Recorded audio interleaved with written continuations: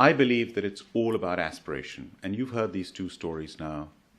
They've made it sound like a lot of fun, which it is.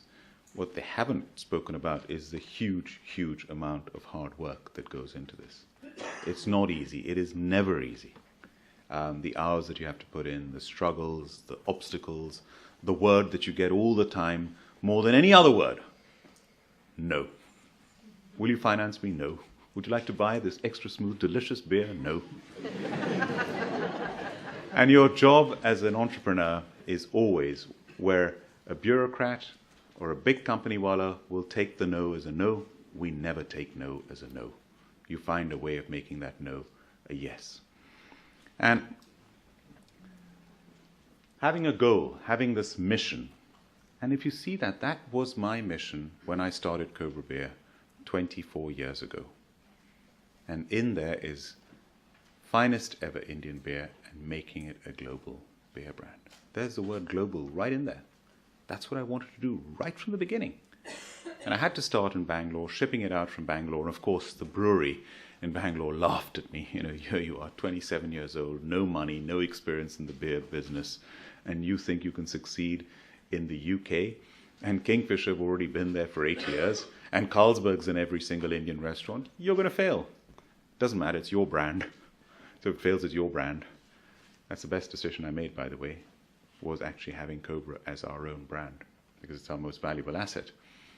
But that, they were so excited about exporting beer from Bangalore to the UK, they took out an advertisement in the local papers, Coles to Newcastle. And so that global beer brand, as soon as I could, and once I'd established it in the UK, I started to export it. And I just got it into Europe and started finding distributors and started selling the beer into Europe. And then I started sending it from Bangalore to Canada. And it started spreading. The next thing was going to South Africa, was going to the Middle East. All while I was building the brand in the UK. And it's actually not that difficult to go out there and to just use that export opportunity. And now we've exported to about 45 countries, from far afield as Chile, New Zealand, Hong Kong, Japan. It is always against all odds. That little mouse and elephant photograph, well, it's always David and Goliath. Just take that as read if you're going to start out in business from day one. How are you as a David going to take on the Goliath? I mean, Stella Artois, founded in the 14th century. I'm going to be 25 years old next year. You know, Kingfisher, 19th century, the 1800s.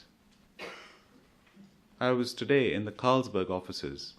We do work with Carlsberg, Molson Coors, in 1847. Molson Coors, 100 years old and 200 years old.